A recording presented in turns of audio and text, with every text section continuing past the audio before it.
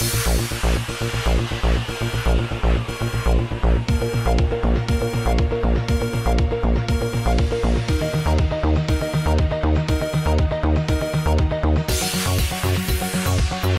हैदराबाद के नामपल्ली इलाके में वाक़ सिटी सिविल कोर्ट के रूबरू से गुजरने के दौरान इंटर में ज़ेर तालीम एक 17 साल नौजवान दाऊद नवाज की मोटरसाइकिल वहां से गुजरने वाली एक कार से रगड़ा खा गई।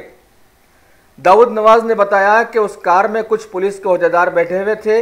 उनमें से एक एसआई नीचे उतरकर उस नौजवान की ऐसी पिटाई कर दी कि उसकी आंख इंतहाई जख्मी हो गई।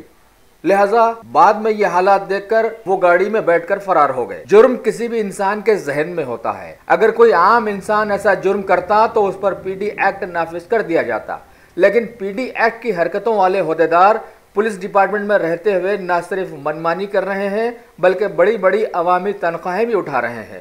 लिहाजा अब महकमे का फरीजा बन गया है कि वो ऐसे लोगों के ताल्लुक से दोबारा गौर करते हुए महकमे को बेइज्जती करने से बचाएं और फ्रेंडली पुलिस के नारे को भी सच कर साबित दिखाएं। जख्मी नौजवान ने नामपल्ली पुलिस स्टेशन में इस वाक़ये की शिकायत दर्ज करवाई है। अब देखना है कि महकमा खाती हैवान नुमा पुलिस ओहदेदार के साथ क्या कार्रवाई करता है। मेरा नाम है, वहाँ से जा रहा था मैं। कहाँ से जा रहे थे? कोटकन से जा रहा था तो पुलिस वाला लाइट कार को धक्का लग गया था। पुलिस वाला उतर के मेरे को मार रहा।